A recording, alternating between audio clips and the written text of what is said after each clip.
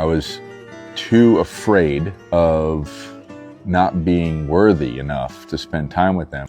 I got into being an entrepreneur years ago to give my family a better life and to, impact the world and do something better, with my life and feel that I'm impacting humanity in a certain way. And I remember this instance, that my wife, she yelled from the other room, like, "Hey, dinner's ready," or "Spaghetti's ready," something like that.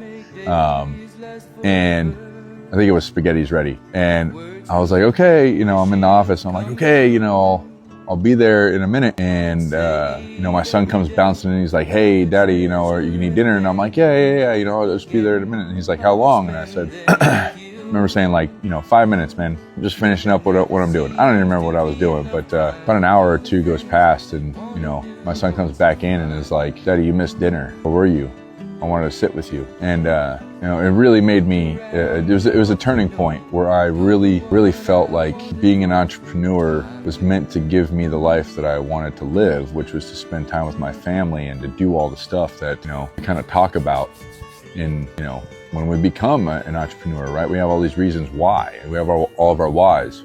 And it wasn't the life that I was living. I was too afraid of not being worthy enough to spend time with them until I got all the stuff done, right? And, I think a lot of people do that. I think a lot of people are so afraid and so skewed in what it is that their worthiness is, right? And they think that their worthiness is still the doing part of it, when it doesn't have to be that.